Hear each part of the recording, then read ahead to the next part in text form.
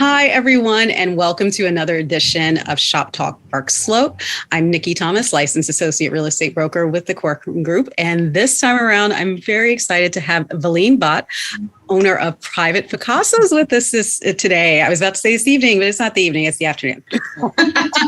Who knows anymore? It's May. Who knows? Exactly, right? So excited to be here. Well, thanks again for joining us. And so let's just kind of jump right into it. And why don't you tell us about Private Picassos? What do you offer? What do you do? I think some people can probably see some clues in the background because you're in the studio. Yes. Yeah. So basically, we are an art studio for kids and adults. That's the quickest summary I can offer. So we offer, structured art classes for children as young as 1.5 years old, all the way up to adults. We do in-studio art making where you can just pop by with your kid, pick an activity, sit down, leave the mess with us, and kind of just get creative with your child. We also do birthday parties, special events. We partner with schools throughout New York City, even beyond New York City. So we're essentially your art teachers for hire. Think of us that way. No, that's really kind of fun. I actually didn't know about the drop-in option. That's fun, especially like if the kid's has like a little bit too much energy and it's like, I'm gonna go paint something. Need to get out of the house. And the best part, even with my own kid, we do a lot of art at home, but anything on the messier side with paint, I'm like, we're going to come to Mama's studio and we will do that here where it is an easier cleanup than in my small New York City apartment. Oh, that's great. That's great. So actually you already touched on this before, but even though you have a lot of programs that are geared towards children, as you said, your studio is really for all ages. So can you talk a little bit more about what your offerings are as far as for adults? Sure. Yeah. So here at the studio, we offer monthly art workshops for adults. We try to make it very beginner friendly where, you can sit down with some friends or make some new ones. You could explore watercolor painting, acrylic on canvas, relief printmaking. And it's definitely, a paint and sip kind of environment for sure. But we really want it to be where you're going to walk away having learned something versus just copying the teacher. Because the teachers will always be doing demonstrations and their own work, and we'll usually have a theme or a sample for each workshop we offer. But we don't want it to be where you're like, okay, I paint here, paint there. And then afterwards, you're like, I made this, but I don't really know that I learned anything. So even if that's the only time you're going to pick up a brush to do watercolor, at least you've learned something in that experience. So here at our studio, we offer those workshops. They're BYOB, which are really fun. We also offer them at That Bar, which is just a little bit further down on 5th Avenue, closer to Barclays. We do monthly workshops there. And we do some partnerships with Malibu Farm, a great restaurant in Manhattan. And we can also bring any of those workshops to you, to a bar, to a restaurant, to your home. We've done birthday parties. We've done bachelorette parties. We've done private art lessons. Also, even for like a couple for their anniversary. So we can basically offer any of those things. And we really want everyone to, like I said, walk away having learned something and feel like they just kind of like got off their phones, got a little bit messy and made some art. That really sounds fun, just because especially in this day and age, everybody really needs outlets to deal with their stress and not even just necessarily something to deal with stress, but also it's important to play. It's important to do things that just genuinely make you feel good and aren't necessarily all about offloading stress. It's just kind of, I've increasingly discovered, like the older I get, the more that I discover that. Absolutely. Time for play. Yeah. And also it's not always about the product. Again, we hope you make something beautiful you might want to hang up at home or give to someone, but it's about, again, just like kind of being out of your head, just doing something. It's very zen, it's very meditative. And I think us grownups, we don't allow ourselves enough of that time. And I speak from my own experience, even as an artist and an art teacher and a business owner and as a parent, I don't give myself enough of that time just to play, So I think there's something that's really lost in that, especially with our phones and technology. And I think we try to kind of tap into that a little bit in those classes. Yeah, that sounds great. So now when people hear the name Picasso, I think it's pretty easy for them to conclude painting. So are the classes primarily painting centered, or do you deal with other mediums in terms of creations? Yeah, I mean, we definitely do a lot of painting for kids and for adults, but we try to explore all different mediums. So if you sign your kid up for, say, our toddler art class, which is one of our most popular, they're definitely going to explore, tempera painting, watercolor painting, as well as drawing, collage, printmaking, paper mache, clay sculptures, beading.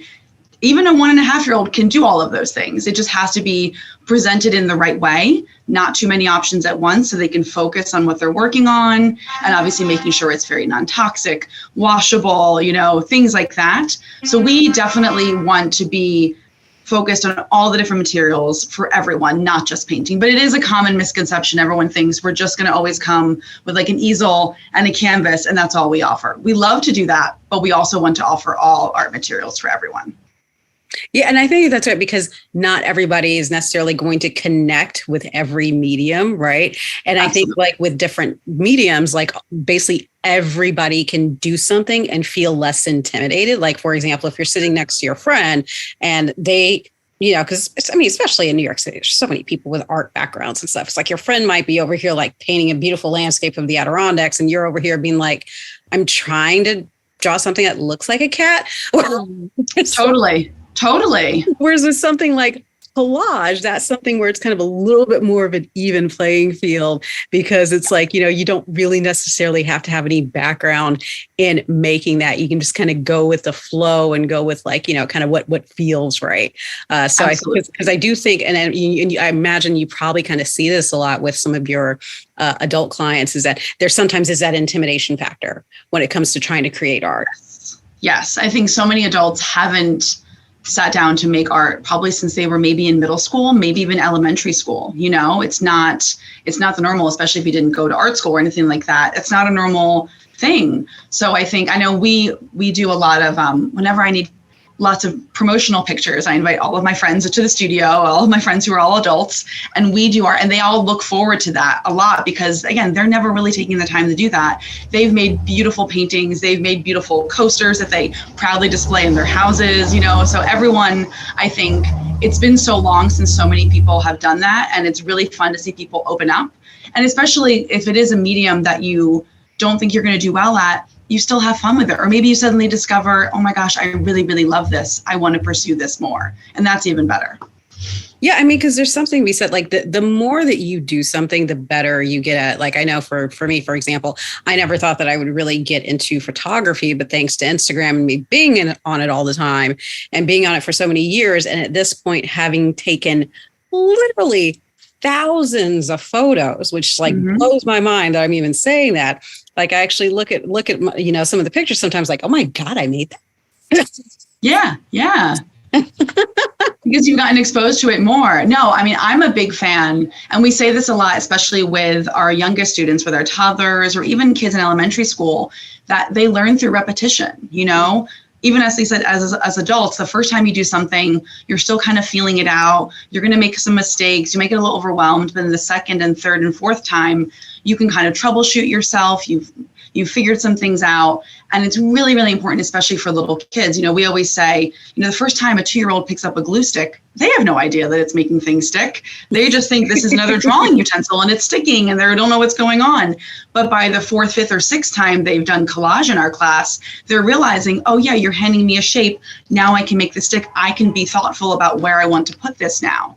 And the first time they pick up a pencil versus a marker, pencils are a lot harder to manipulate. They're probably going to hold it at the end and dangle with it, but eventually their fingers will get to the correct place without you even telling them. So repetition is very, very important for all ages, in every aspect of life, I think, but especially with art, for sure.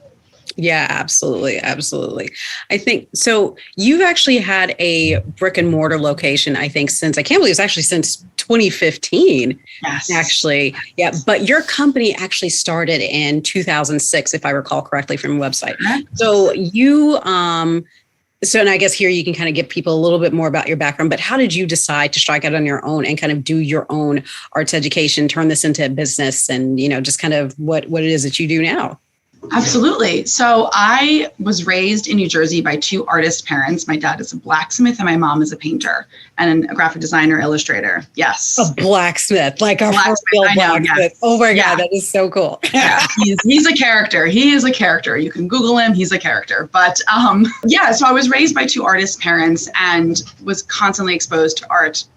Constantly, whether we were making art in my mom's art studio, we traveled to New York City to go to gallery shows, meet with friends, etc. And from a very young age, I knew I wanted to be an art teacher. That was something that I clicked into at a very young age. I went to Pratt here in Brooklyn. I got my master's and bachelor's in art education. So I learned how to be an artist, but also how to be an art teacher, which I think is a very important thing to have simultaneously. And for me, about a year out of grad school, looking at different jobs, working in museum education a little bit, things like that, just wasn't really finding jobs that excited me. And I decided to start doing some private classes on the side of my other job, just to kind of get some kind of creative fulfillment out of my job. And it grew. Within 6 months of me doing some private lessons, I had about 8 or 9 steady clients, and I realized there was something there. So, I had a part-time job to pay my bills, and I tried to grow my business, and we just slowly grew and grew. Sorry, Sue. Again, the joys of the studio. It's fine. It kind of helps to flow in terms of we're just having a conversation. We're just having a conversation. Exactly. Life happens. Yeah.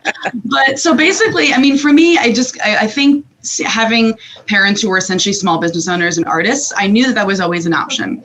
So when I couldn't find a job that I liked, I thought I'm going to make my own job, and now for me, as I've grown this company, I'm happy to employ teachers, and I'm giving them a job that I would have wanted at that time as well. A job that gives them the autonomy to get to know their students, modify their lessons based on that, versus just being handed a script and materials and a one-size-fits-all model. So for me, it was always about finding that fulfillment for myself. And as we've grown, I just really want to keep that going with my teachers. So we began as a mobile business, which we still operate as well, but that means going into clients' homes, going into schools, traveling around. And that still is a big part of our business. And then 7 years ago, we opened this bricks and mortar spot here in Park Slope. And actually, I partnered with one of my former clients. I taught his children, and he reached out to me about this idea about, this kind of drop-in studio, because he's a parent of 3 kids, and it was impossible to find a place where you can just kind of pop in and do something really creative with your kids. So we worked on this idea together, and we've grown it to where it is now, which is really wonderful. And it's nice to have our own location, but also still be able to travel around. So it allows us a lot of flexibility to, I think, fulfill a lot of needs throughout New York City. No, that's really great. And actually that kind of makes sense, because one of the things I noticed when I was reading more about your business was I was just kind of surprised at all of the mobile options. I was like, kind of, wow, that's really, really cool. But it makes sense that you started from that and then had the brick and mortar location. But speaking of being in Park Slope, what have you enjoyed the most about being part of the community? Yeah, the business owners here are absolutely phenomenal. And I cannot speak more highly of the Fifth Avenue bid, especially Joanna, who I've known since I opened this. And they are just, even pre-pandemic, they were such a huge resource for us as business owners, but especially through the pandemic, which I just got goosebumps every time I think about it. Sometimes you're like, oh, we went through that. But they were just such a great resource for us. And every business owner, we're all in a WhatsApp group together. We're all giving each other's heads up. Oh, I need a window cleaner. Oh, someone broke this. Who's going to fix that? We all work together. And I really, really love that. And I think also all the people who come to our studio, everyone is really invested in the businesses in their neighborhood. They want us to thrive. They want to support us. And they want to see small businesses like my own versus just Lululemon and Intermix or things like that have popped up all over Brooklyn, and I love those companies too, but it's really nice. We need to foster the small business community. And I feel like here it's a priority for people who live here, people who work here, and definitely all the businesses. I think the rising tide lifts all ships, basically. And I really feel that mentality here.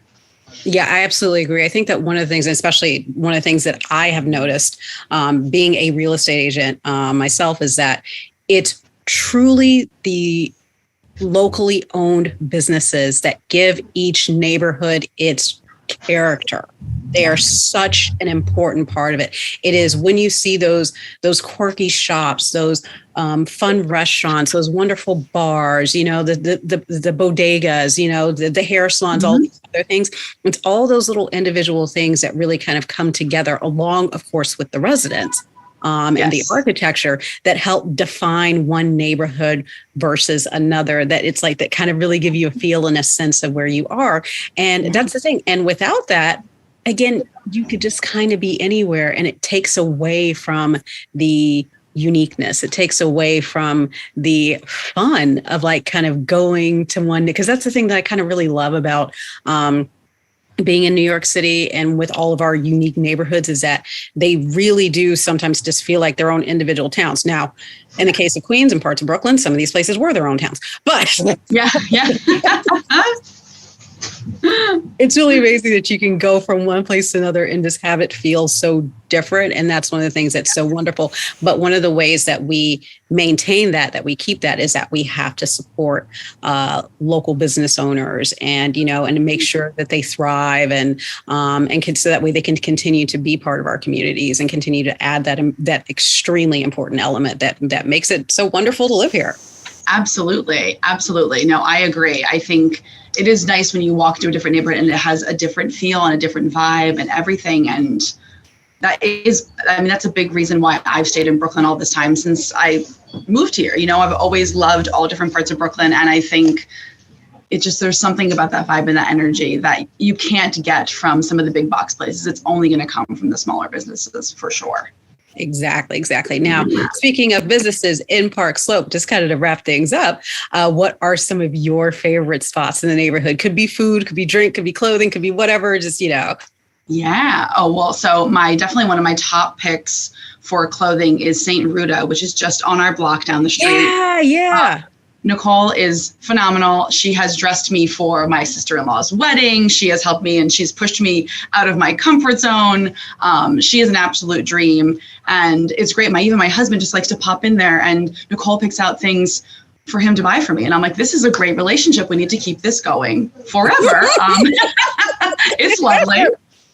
Yes, exactly. Everyone take note of that. That's a good tip. Yeah, exactly. Key to a good marriage. Make friends with a shop owner.